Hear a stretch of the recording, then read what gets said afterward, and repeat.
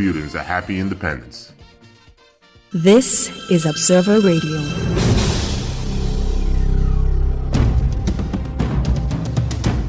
Your voice counts.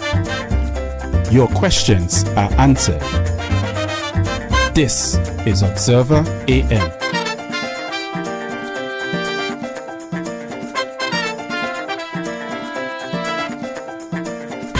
Six minutes after 8 o'clock here in Antigua and Barbuda, the Statistics Division under the Ministry of Finance and Corporate Governance is celebrating the third observance of World Statistics Day on Tuesday, 20th of October 2020, and it's being held under the theme Connecting the World with Data That We Can Trust. This theme reflects the importance of trust, authoritative data, innovation, and the public good in the national statistical systems. The division joins the global statistical community in recognizing the importance of official statistics and the work of the national statistical offices, the statisticians, the technical officers, and the administrative staff. The division would also like to take this opportunity to acknowledge the importance of official statistics to policy formulation, economic planning, measuring our country's progress to sustainable development, and assessing progress toward regional integration. So, in other words, in a few words,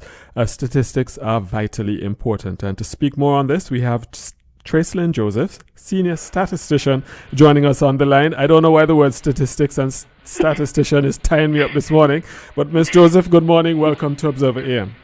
Good morning, Darren. Good morning to you and your listening audience. All right. Having read all of that by way of introduction to our discussion this morning, and I'm not sure how often you listen to the program, but from time to time I do complain that there is a palpable lack of statistics and information that my guests can call upon to make their point or to reinforce their point, especially when it might inform a policy decision or how a nation should respond to a particular situation. What are your thoughts on that in terms of that, the absence of statistics and or perhaps the fact that we have a lot of ground to make up? Let me put it that way. Okay, that's a very good observation, Darren. And we do realize that we have to do more in terms of what we do on a daily basis. But at the same time, all of us are data users, and we are all part of the national statistical system. So we all have to do our part. For example, the Statistics Division is not only the only data provider and the data producer.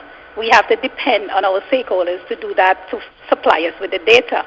And if that is not done, we cannot carry out our mandate. We are only responsible for some data, such as censuses and surveys, consumer price index, etc. But the other data, we depend heavily from our stakeholders. So we are all part of this national statistical system, and we must work together as a team in order for us to execute our duties and our mandate. Excellent response. And by the way, just by way of caveat, I wasn't laying the blame for that at the feet of your division. I was just making a general observation. I know. Tell us about what you do. You're a senior statistician responsible for the social, demographic, and environment area. Speak to us a little bit about your role. What do you do on a daily basis? Well, on a daily basis, we collect social, demographic, and environment statistics. Mm-hmm. The demographic side, we only have censuses every 10 years. We do surveys ad hocly. That is when we have funding. And my team and I, we reach out to our stakeholders. We try to assist them in compiling the data. And we just collect, compile, analyze, and disseminate statistics as we get it. Mm-hmm. Understood. You mentioned that a critical word. There's a word that stood out in your response just now, funding. A lot of what you have to do in terms of putting together numbers on which a nation depends requires funding, right? Speak to us a little more on that. Okay. We have the funding aspect and we have the human resource aspect. The division is very small, so sometimes the human resource, we are stretched thin. And for us to collect data, some of the data, we have to do surveys. And when we're doing surveys, we need funding. And if we're not getting the funding from the consolidated fund to do our surveys, that we cannot execute those surveys because surveys are not cheap. Okay. What does it take to conduct a survey? Just give our listeners a sense. It depends on what you're doing. Based on your sample size, the number of enumerators that you hire, it depends on that. Okay. Might be about maybe $60,000. It all depends on what you're doing. Okay. Understood. And give us some examples of what sort of surveys and what statistics you would normally compile, let's say in a given year, and how the public can access that information. Okay, well, we do our balance of payment and national accounts where we survey the businesses. Those are compiled every year. We have only done 2 labor force surveys, 2015 and 2018. Census is conducted every 10 years, and we do the rental survey for that's part of the Consumer Price Index. So those are some of the surveys that we do on a yearly basis and at intervals. Okay. But the importance and the role of statistics, though, it does, based on your statement, help in the formation of policy, economic planning, and measuring the country's progress to sustainable development. What are some of the surveys that you would like to be able to conduct in order to achieve those particular ends? Okay, there's a survey, time use survey, that is very important. A what? Time use survey. How you measure time. Whether, because, for example, persons are at home, but they are still doing stuff. They might not be on the job per se. Okay. But, so you have a time use survey. We have never done that. You have the victimization survey. We have never done that. These are some of the surveys that we need to conduct. Right. That victimization survey sounds interesting. Could you tell us what that is? It all depends on, it's a part of the social component. It all depends on what you're looking for, like abuse, along that line. Okay, whether in the workplace or otherwise? Or personally, yes. Okay, all right. But you did ask me a question earlier. Where can you find the data? Yes. The data can be found on our website. In 2019 August, we launched our website, and it's www.statistics.gov.ag. We have a wealth of information on our site. Yes, you do, because I was looking for CPI. Yes. And I checked and I realized, the web page is different, or at least the information is presented differently from the last time I tried. I think the last time it was an email that was sent to me. So I was quite impressed with the fact that I could just go and click and find the information. And we're up until July for this year. That's fantastic. Yes. Absolutely fantastic. If you had a wish list, I'm putting you in a spot here, Miss Joseph. If you had a wish list in terms of perhaps number of statisticians or colleagues to effectively carry out your function according to the ideals that we've already articulated, what would that wish list be in terms of a number?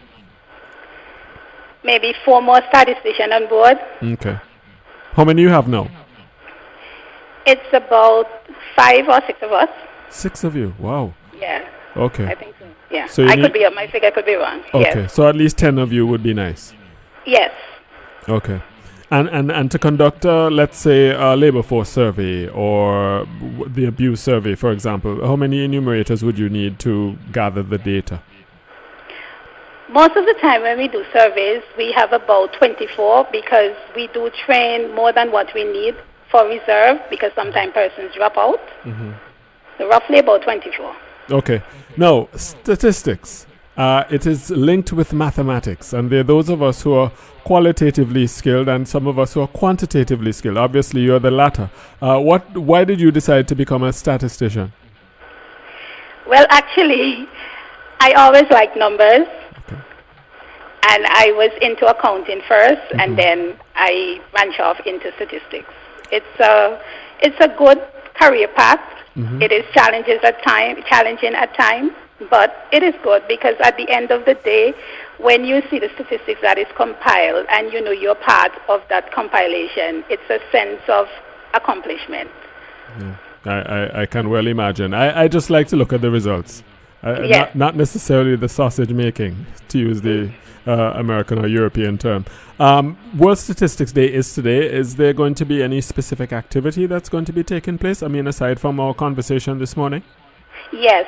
Actually, we have a social social statistics webinar this morning at 9 from 9 to 11 via our Zoom platform, and where we invited our social stakeholders, data providers, data producers, and data users.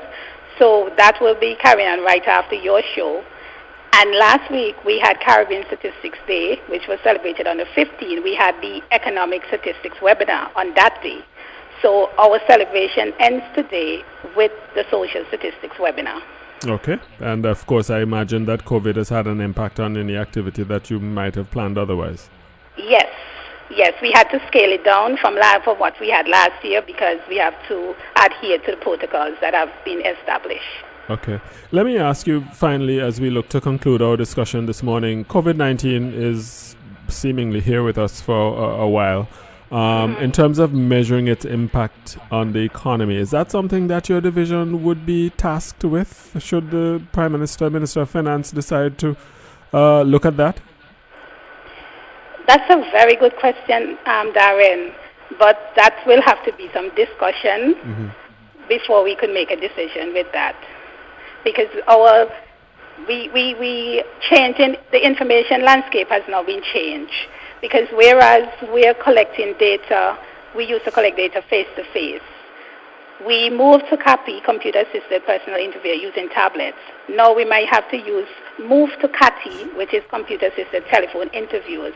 And then the big data aspect of things come into play where you use social media, satellite imagery. So we have to put all that in place, and then we figure out where we go from there. All right. You know, Ms. Joseph, I wish we could talk for another half hour, but unfortunately we have to leave it there. I don't know if there's any final point that you want to cover that you didn't get a chance to cover before we conclude. Yes, I would like to say Happy World Statistics Day to my fellow colleagues here at the division and the global statistical community, and let us continue to do our best to compile official statistics in our various countries. Happy World Statistics Day to you, and your website is statistics.gov.ag. And you can also visit us at Antigua and Barbuda Statistics Division on our Facebook page. All right, excellent. Opportunities to obtain data. All right, a very useful website. Looking forward to seeing some additions. So hopefully Mr. Brown is listening, Prime Minister Brown is listening, and he'll increase funding in the next budget. All right. I'm just saying. Anyway, 18 minutes after 8 o'clock. Thank you very much, Ms. Tracelyn Joseph, Senior Statistician at the Statistics Division. Good morning to you and all your colleagues. Thank you. All right, you're very welcome. All right, we're going to pause for a cause, and when we come back, we should have Senior Sergeant McBurney and then Dr. George